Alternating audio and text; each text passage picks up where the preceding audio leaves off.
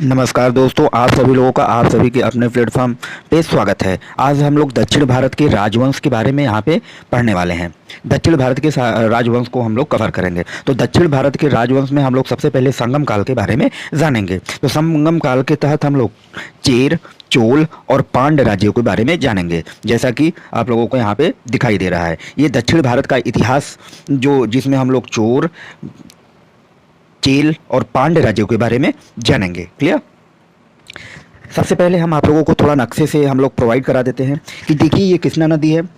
आप ये देख रहे हैं भारत का नक्शा का जो निचला हिस्सा दक्षिण भारत जो होता है, दक्षिण भारत में कृष्णा नदी के पास में इन तीन राज्यों का उदय हुआ, चेर, चोल और पांड्य, जो काफ़ी एग्जाम के दृष्टि से काफ़ी ही महत्वपूर्ण है। चलिए हम लोग इसके बारे में जानने की कोशिश करते हैं। क्लियर।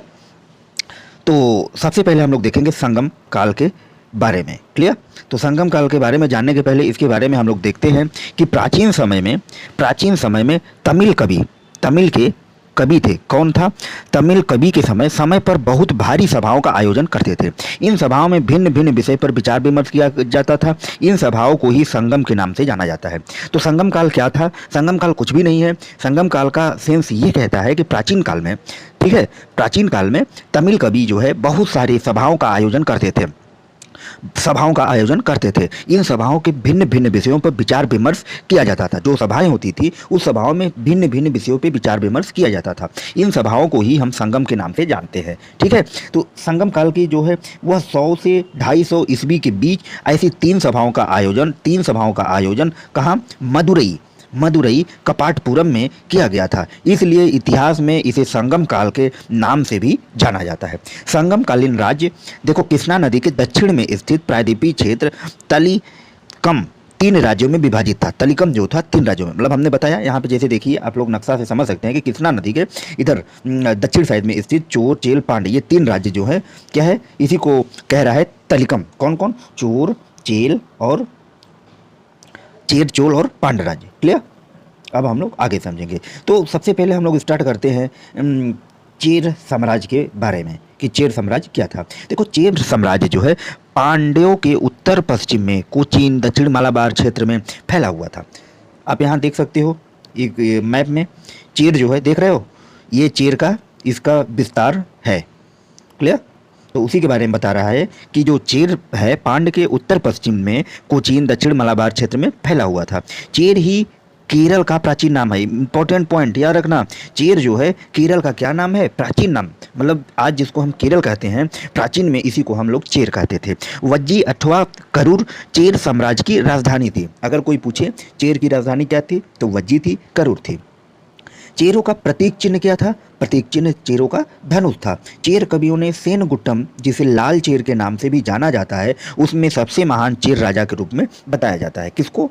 सेनगुट्टम, जिसको हम लाल चेर के नाम से भी जानते हैं। चेर राज्य का सबसे महान राजा था। सन 150 ईस्वी में चेरों ने चोलों के विरुद्ध आक्रमण करके चोलों के राजा कारिकल के पिता को मार डाला था। इसके बदले में चोरों ने चेर राजा को भी मार दिया। बाद में दोनों राज्यों के बीच समझौता हो गया था। अब देखो यहाँ चेर और चोल के बीच विवाद हो गया। क्या हुआ विवाद? कि 150 ईस्वी में चेरों ने चोलों के विरुद्ध आक्रमण किया और आक्रमण में कारिकाल के पिता को क्या किया? मार डाला। इसके बदले चोरों ने चेर राज्य को भी मार डाला। ठीक है, दोनों में आपस में लड़ाई हुआ। फिर बाद में क्या हुआ? दोनों राज्यों के बीच समझौता हो गया। सेनगुट्टम जो था लाल चेर, जिसको हमने बताया जो चेर राज्य का पहला राजा था, ने ही कणगी की पूजा मतलब पत्नी पूजा की शुरुआत की। याद रखना, अगर पत्नी पूजा की शुरुआत किसी को माना जाएगा, सेनगुट्टम लाल चेर। ठीक है, इसने यही पहला व्यक्ति था जो पत्नी की पूजा करना स्टार्ट किया।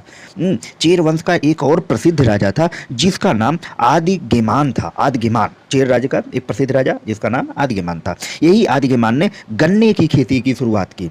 ठीक है, चेरों ने ही सबसे पहले गन्ने की खेती की शुरुआत की और किसने की? आदिगेमान ने। ठीक है, चेर वंश का एक और प्रसिद्ध राजा था जिसको हम बोलते हैं आदिगेमान। ठीक है, तो आदिगेमान ने गन्ने की खेती की शुरुआत की। हमने इसके पहले ही बता दिया। आगे चलकर दूसरी शताब्दी में चेर शक्तियाँ जो धीरे धीरे खत्म होती गई, चेर साम्राज्य का पतन हो गया।